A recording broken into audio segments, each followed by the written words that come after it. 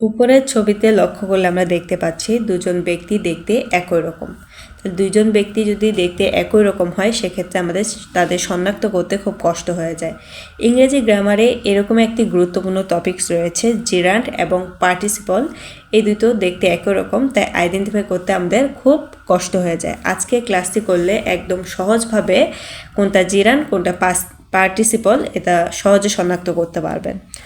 উপরে একটা সেন্টেন্স আমরা দেখতে পাচ্ছি, লেখা আছে ওয়াকিং ইজ গুড এক্সারসাইজ। আচ্ছা, ওয়াকিংয়ের পরে কি আছে? ইজ আছে। ওয়াকিং নিজেই কিন্তু একটা ভার্ব, কিন্তু এর পরে কি আছে? ইজ। তাহলে ইজের পূর্বে যদি কোনো কিছু থাকে তাহলে সেটা কি হয়? সাবজেক্ট। সাবজেক্ট কিন্তু ভার্ব হয় না, সাবজেক্ট কি হয়? নাউন হয়। তাহলে জিরান্টের সাথে নাউনের কি সম্পর্ক?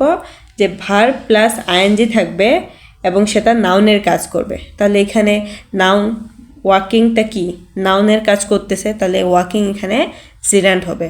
অন্যথায় সেটা পার্টিসিপল। তারপর আমরা আরেকটু বুঝি, রাইডিং এ হর্স। আচ্ছা, এখানে এ কি? আর্টিকেল। তাহলে এখানে কোনো ভার্ব নেই, যেহেতু এখানে আর্টিকেল তাহলে এখানে রাইডিং কিন্তু নাউন হবে না। তাহলে সেক্ষেত্রে এটাও একটা ভার্ব, এর সাথে কি আছে? আইএনজি আছে, তাহলে সেটা কি হবে? পার্টিসিপল। কারণ আমরা জানি ভার্ব প্লাস আইএনজি থাকলে সেটা জিরান্ড নয়তো পার্টিসিপল।